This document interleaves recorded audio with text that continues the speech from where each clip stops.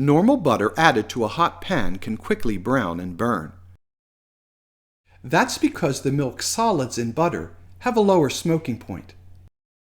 Clarified butter is butter with the milk solids removed, leaving only the butter fat, which, because of its higher flash or smoking point, can be used in a hot pan without immediately starting to burn. This cup of melted butter shows how, once melted, butter separates into two layers: milk solids, which are white and settle to the bottom, and butter fat, which floats to the top. Making clarified butter is easy. One way is to melt butter in a pan over low heat. Once it melts, allow the pan to sit for a few minutes. Then carefully ladle or pour off the fat that's floated to the top, while leaving the milk solids at the bottom of the pan.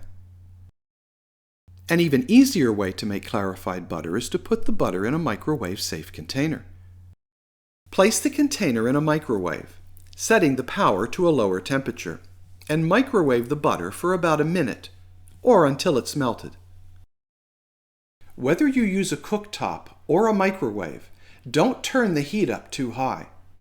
The butter will bubble up and overflow the container. Once the butter melts, let it sit for a few minutes to allow the milk solids to separate from the fat. Then use a ladle, or decant the butter fat by carefully pouring it into another container, while leaving the milk solids behind. Another way to collect the butter fat is to place the container of separated butter in the fridge. After it's congealed, remove the butter from the container it was refrigerated in. Then scrape the butter solids off the bottom.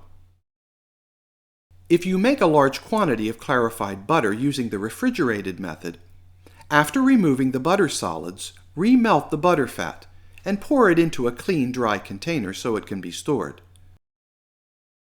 Once made, clarified butter can be used right away or stored for an extended period in the fridge. Because the milk solids have been removed, clarified butter lasts a long time and won't become rancid as quickly as regular butter.